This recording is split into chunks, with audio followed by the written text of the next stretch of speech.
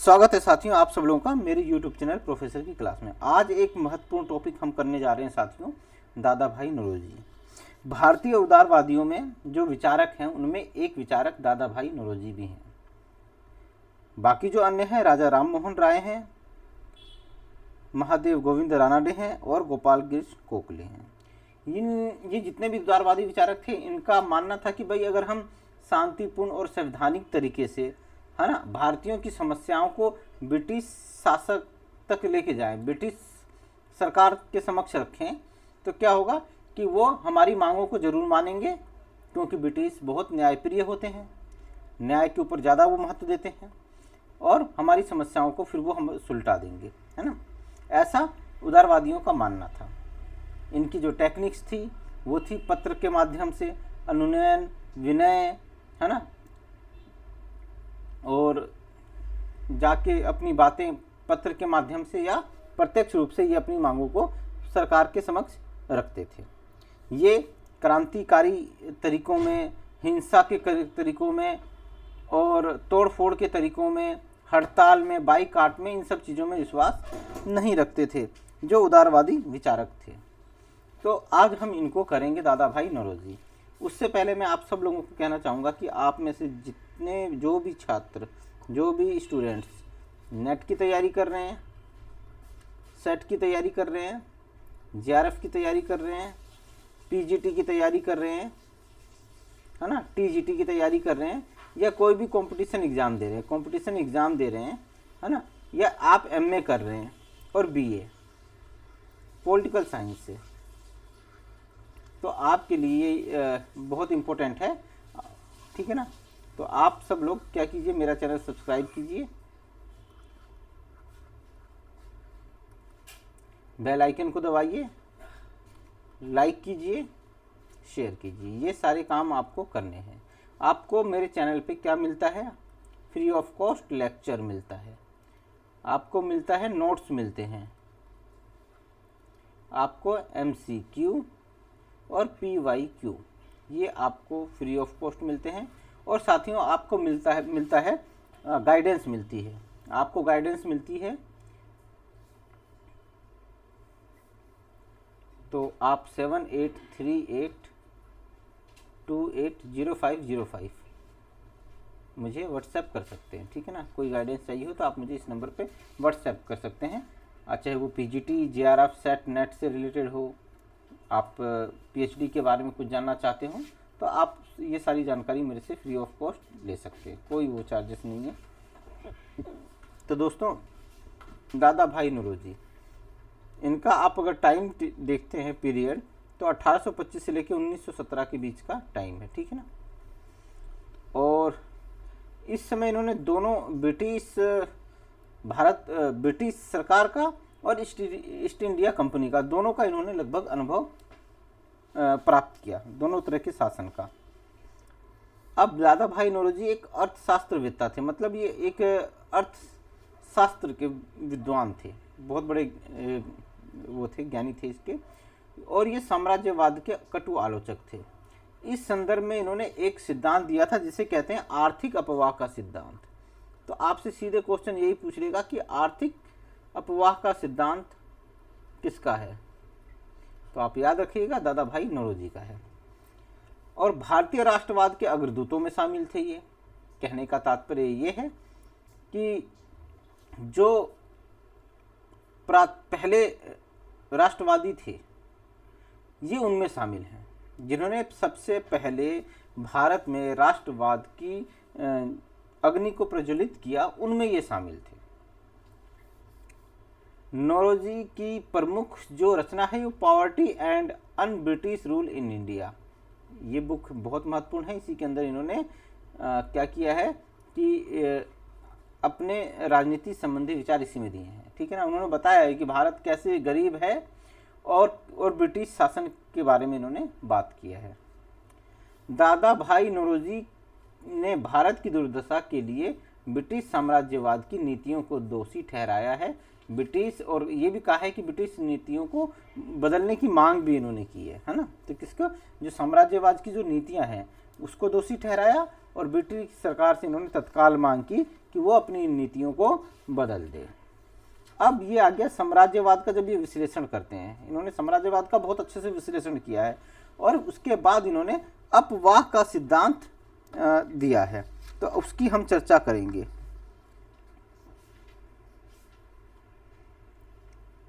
अब दादा भाई नौरोजी का मत था कि शासन का अधिकार इसलिए नहीं होता है कि वह शक्तिशाली है, कि मतलब आप शासन इसलिए नहीं करोगे कि आप शक्तिशाली हो, ऐसा नहीं है, बल्कि इसलिए होता है क्योंकि शासन जो होता है ना, या सरकार जो होती है, वो लोगों के जीवन, संपत्ति की सुरक्षा, स्वतंत्रता और समृद्धि का अवसर प्रदान करती है। अर्थात कि मतलब सरकार जो है वो लोगों के जीवन की रक्षा करेगी, संपत्ति की सुरक्षा करेगी और स्वतंत्रता करेगी।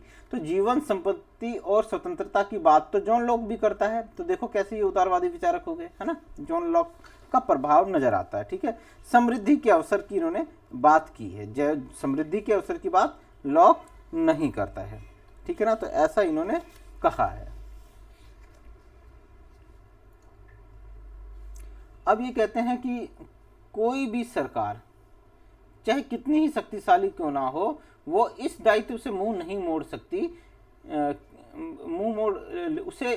इस दायित्व से मुंह मोड़ लेने के कारण उसे शासन का नैतिक अधिकार नहीं रह जाता। कि मतलब अगर कोई सरकार जो है, ठीक है ना, वो चाहे कितनी भी शक्तिशाली क्यों ना हो, इस दायित्व से मुंह मोड़ लेने से उसे शासन का नैतिक अधिकार नहीं रह जाएगा। कि भाई अगर आप अपने दायित्व से मुंह मोड़ रहे हो तो नैतिक रूप से आप शासन के अधिकारी नहीं हो। ऐसा दादा भाई नौरोजी कहते हैं कि अगर आप अपने चाहे आप कितने भी शक्तिशाली हो, चाहे बेशक ब्रिटिश उस समय पूरे वर्ल्ड के अंदर सबसे ज़्यादा शक्तिशाली था, नो डाउट, लेकिन आप अपने दायित्व से मुंह मोड़ लोगे तो आपको शासन करने का नैतिक अधिकार नहीं है। आपको अपने दायित्व का तो निर्वाह करना ही पड़ेगा, आपको अपने दायित्वों को पूरा करना ही पड़ेगा, तभी आप शासन के अधिकारी हो, तभी आपको शासन का अधिकार है। अदरवाइज आपको शासन का अधिकार नहीं है, चाहे बेशक आपके पास कितनी ही पावर क्यों ना हो, बेशक कितनी ही फौज क्यों ना हो, चाहे कितने ही बंदूक और गोलियां क्यों ना हो। दादा भाई नौरोजी का मानना है कि विदेशी शासन चाहे कितना ही अच्छा क्यों ना हो, किंतु स्वशासन के आगे नहीं ठहरता। तो कहने का मतलब ये विदेशी शासन चाहे कितना भी बढ़िया क्यों ना हो, चाहे कितने बढ़िया कानून बना दे, नियम बना दे, जो मर्जी कर दे, लेकिन स्वशासन के आगे बिल्कुल नहीं ठहरता। क्यों? स्वशासन जो होता है हमारा खुद का शासन, उससे संबंधित है। दादा भाई नौरोजी का मत है कि स्वशासन के लिए योग्यता और के लिए परिस्थितियां और योग्यता, परिस्थितियां, दोबारा लिख देता हूं मैं यहाँ पे मिस हो गया है, देखो, के लिए परिस्थितियां और योग्यता अभी भारतीयों में नहीं है। अब दादा भाई नौरोजी दूसरी तरफ ये कहते हैं कि भाई स्वशासन के लिए अभी वो परिस्थितियां नहीं है और हमारे अंदर योग्यता नहीं है ना, कि ब्रिटिश अगर हमें छोड़ के चले जाएंगे तो अभी हमारी वो परिस्थितियां नहीं है, क्योंकि हम काफ़ी समाज के जाति के आधार पर, धर्म के आधार पर हम बटे हुए हैं, हम अलग अलग टुकड़ों में हैं, पूरा एक राष्ट्रीयता का हमारे अंदर अभाव है। और जब राष्ट्रीयता का अभाव होगा, जब हम जात पात के आधार पर बटे होंगे, हम धर्म के आधार पर बटे होंगे, सांप्रदायिकता दंगे यहाँ पे ज़्यादा होंगे और हमारे अंदर योग्यता नहीं होगी, अनुभव नहीं होगा कि शासन कैसे चलाना है ना। तो इसका मतलब है कि तो ये ऐसा स्वशासन फिर कैसे हो पाएगा, नहीं हो पाएगा, है ना। तो ऐसा दादा भाई नौरोजी कहते हैं कि हम क्या हैं, अभी तो उपयुक्त परिस्थितियां नहीं है। क्यों? क्योंकि हम जाति, धर्म, संप्रदाय इत्यादि के आधार पर बटे हुए हैं और योग्यता भी नहीं है, मतलब हम अभी ज़्यादा पढ़े लिखे भी नहीं है, हमें शासन चलाने का अनुभव भी नहीं है। ब्रिटिश शासन ने भारतीयों के स्वशासन के लिए ऐसी अब दूसरी ओर ये कहते हैं, ये जिम्मेदारी देते हैं ब्रिटिश शासन को भारतीयों के स्वशासन के लिए ऐसी परिस्थितियां और योग्यता का निर्माण करने का वचन भारतीयों को दिया है। अब भाई ब्रिटिश जब आए थे तो वो क्या कह रहे थे? कह रहे थे कि ये अफ्रीकी और एशिया महाद्वीपों के लोगों का क्या कहते थे कि आप क्या हो, असभ्य हो, आपको ज्ञान नहीं है, आपको नॉलेज नहीं है, हमको ईश्वर ने क्या भेजा है, आप लोगों को सभ्य बनाने के लिए भेजा है। श्वेत आदमी का भार, आपको पता होगा श्वेत आदमी का भार। तो ये कहते हैं कि भाई ब्रिटिशर्स ने क्या किया है कि भारतीयों को स्वशासन के लिए, है ना, और वो परिस्थितियां और योग्यता निर्माण करने का वचन दिया है, ऐसा ये कहते हैं। अब दादा भाई नौरोजी के अनुसार भारत अपनी पुरानी परंपराओं, रीति रिवाजों से चिपके रहने के कारण तर्क बुद्धि परक और लोकतांत्रिक राष्ट्र का निर्माण नहीं कर पाया है। कहने का पुरानी परंपराएं हैं, रीति रिवाज हैं, है ना, हमारा जो समाज था वो कई उसमें वर्णों में बटा हुआ था और ब्राह्मण ही अपने आप को सब कुछ समझते थे। तो ये एक पुरानी परंपरा चली आ रही थी, रीति रिवाज चला आ रहा था, महिलाओं को तो बिल्कुल अधिकार नहीं था, है ना। तो इस वजह से तर्क बुद्धि परक लोकतांत्रिक राष्ट्र का निर्माण हम कर ही नहीं सकते। कि लोकतांत्रिक तो वो होगा ना कि जिसके अंदर सबको बराबर हो, समानता हो, सबको बराबर अधिकार प्राप्त हो, है ना। तो इसी वजह से कहते हैं कि हम पुरानी परंपराओं से चिपके हुए हैं, रीति रिवाजों से चिपके हुए हैं, इसलिए हम लोकतांत्रिक राष्ट्र का निर्माण नहीं कर सकते। अगर ब्रिटिश सरकार भारत को एक आधुनिक राष्ट्र बनाने का दायित्व स्वीकार करते हैं तो उनका स्वागत है और इसी आधार पर ब्रिटिश को भारत का शासन का अधिकार दिया जा सकता है कि अगर वो भारत को क्या करें, एक राष्ट्र बनाएं, आधुनिक राष्ट्र बनाएं, जैसे यूरोप के अंतर्गत है, समानता, स्वतंत्रता इत्यादि पे आधारित, तो वह अगर वैसा बनाते हैं तो ठीक है। परंतु ब्रिटिश सरकार ने ऐसा नहीं किया। ब्रिटिश सरकार ने तो हमारे संग धोखा ही किया, वो तो हमें इसलिए आए नहीं थे। अब है आर्थिक अपवाह का सिद्धांत। ये बहुत महत्वपूर्ण है, इंपॉर्टेंट है, यहाँ से क्वेश्चन जरूर आता है। अगर क्वेश्चन बनेगा रनडे में, दादा भाई नौरोजी में अगर बनेगा तो आर्थिक अपवाह का सिद्धांत बनेगा। आर्थिक अपवाह से तात्पर्य है कि एक विशाल धनराशि, क्या, एक विशाल धनराशि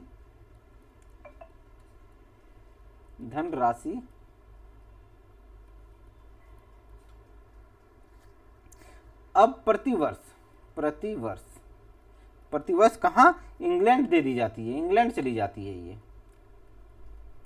ये इंग्लैंड चली जाती है। और 19वीं शताब्दी के अंतिम दशक थे, जो 19वीं सदी का अंतिम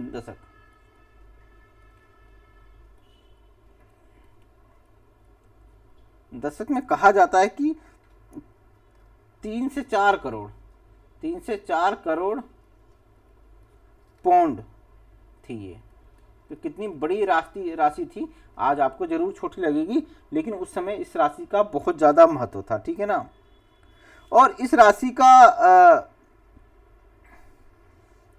का क्या, ये जो राशि थी ना, इससे क्या होता था कि भाई इससे ब्रिटिश उपनिवेश जो है उसे प्रशासन चलाने के लिए यूज करते थे, अधिकारियों का वेतन था, पेंशन थी, गैर सरकारी भत्ते थे,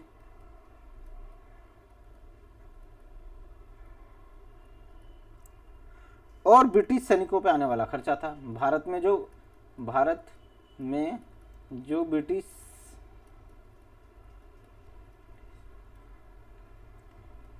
सैनिकों पे खर्चा था ना, वो शामिल था।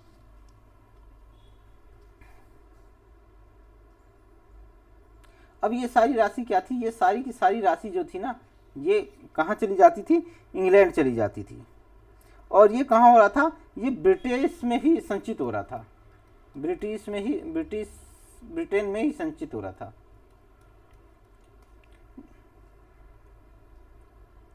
और ब्रिटेन सारा लाभ कहाँ जा रहा था, सारा का सारा लाभ भी कहाँ जा रहा था, ब्रिटेन जा रहा था। भारतीयों का इससे कोई लेना देना नहीं था। तो एक विशाल धनराशि कहाँ चली जा रही थी, ब्रिटेन में चली जा रही थी। और भारत का क्या हो रहा था, भारत का क्या शोषण हो रहा था, इस तरह से शोषण हो रहा था। इसी को अपवाह का सिद्धांत कहते हैं, निकासी का सिद्धांत कहते हैं। आपको शब्द चेंज करके पूछ सकता है कि आर्थिक निकासी का सिद्धांत किसका है, तो बिल्कुल भी मत कंफ्यूज होना। आर्थिक अपवाह का सिद्धांत कहो या आर्थिक निकासी का सिद्धांत, वो दादा भाई नौरोजी का ही था, ठीक है ना। तो ये था आर्थिक अपवाह का सिद्धांत दिया। इन्होंने बताया कि किस तरह से भारतीयों का शोषण हो रहा है, किस तरह से एक विशाल धनराशि और सारा का सारा लाभ ब्रिटेन चला जा रहा है, भारतीयों को उसका कोई लाभ नहीं मिल रहा है। ऐसा इन्होंने आर्थिक अपवाह का सिद्धांत दिया। अब ये तो था आर्थिक अपवाह का सिद्धांत, उसके बाद नैतिक अपवाह का भी सिद्धांत इन्होंने दिया। अब इनका मानना था कि दादा भाई नौरोजी का मत था कि उच्च पदों पर सारी सरकारी नौकरियां जो केवल किनको प्राप्त है, वो अंग्रेजों को प्राप्त है, वो भारतीय उसमें है ही नहीं है। भारतीय तो मजदूर वाली रैंक में और सबसे नीचे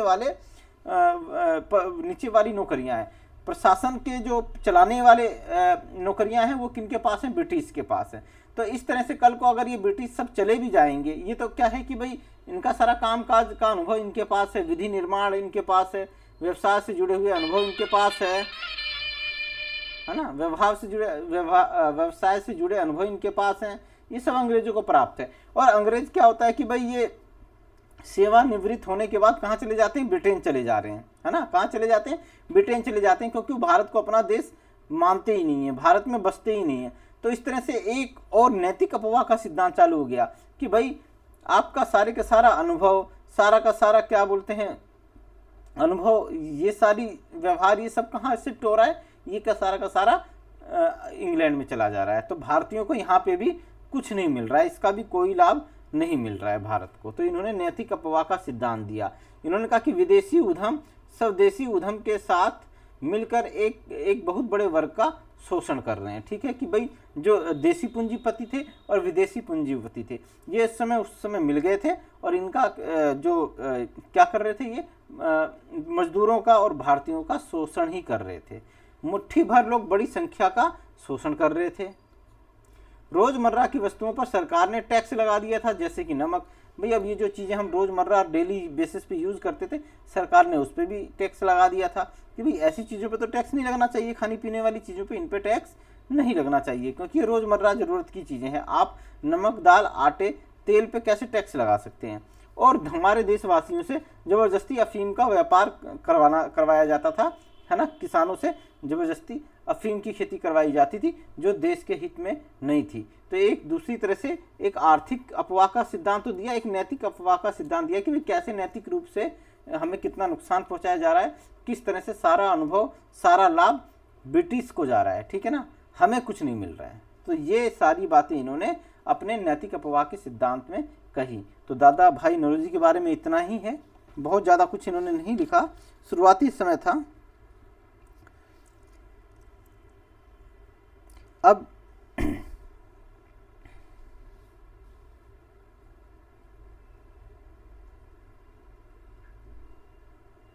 ये जो है कि भाई एक आप देखोगे तो इनका जो मानना था, इन दोनों सिद्धांतों के माध्यम से इन्होंने भाई मांग की कि भाई ब्रिटेन के सर्वोच्च नियंत्रण और मार्गदर्शन के अंतर्गत भारत में स्वशासन की स्थापना का सुझाव दिया। इन्होंने क्या किया कि ब्रिटेन के नियंत्रण में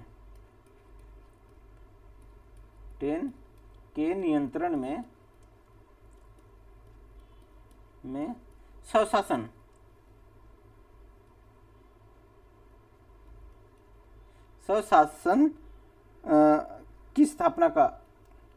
की स्थापना का सुझाव दिया इन्होंने, दादा भाई नौरोजी ने। और इन्होंने ये कहा कि भारत के लोगों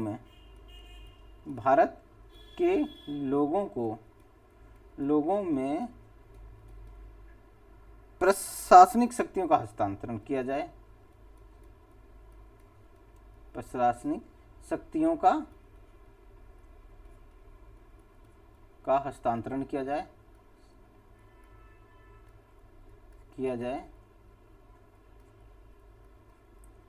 और जो भी लाभ है ना, व्यापार से, पूंजी निवेश से जो भी लाभ प्राप्त होता है ना, भारत में पूंजी निवेश से जो भी लाभ प्राप्त होता है, उसमें दोनों भारत और ब्रिटेन दोनों को बराबर बराबर हिस्सा मिले, ठीक है ना। दोनों के बीच में लाभ का बंटवारा हो, ऐसा इन्होंने कहा, ठीक है। तो ये सारी चीजें इन्होंने सुझाव दिए कि कि भाई आप क्या करते हो कि आप सारी उच्च स्तर की नौकरियां अंग्रेजों को दे देते हो, आप भारतीयों को नहीं देते हो, है ना। और ब्रिटेन के नियंत्रण में स्वशासन की स्थापना और पूंजी निवेश में भारत और ब्रिटिश दोनों का लाभ बराबर हो। तो ऐसे इनके जो थे विचार थे। तो ये था आपका दादा भाई नौरोजी का आर्थिक अपवाह का सिद्धांत और नैतिक अपवाह का सिद्धांत। होप कि आप लोगों को बहुत अच्छे से ये वीडियो समझ में आया होगा। और अगर आप लोगों को समझ में आया है तो ज़्यादा से ज़्यादा लाइक कीजिए, ज़्यादा से ज़्यादा शेयर कीजिए। अभी के लिए इतना ही, मिलेंगे फिर एक नए वीडियो के साथ। जय हिंद।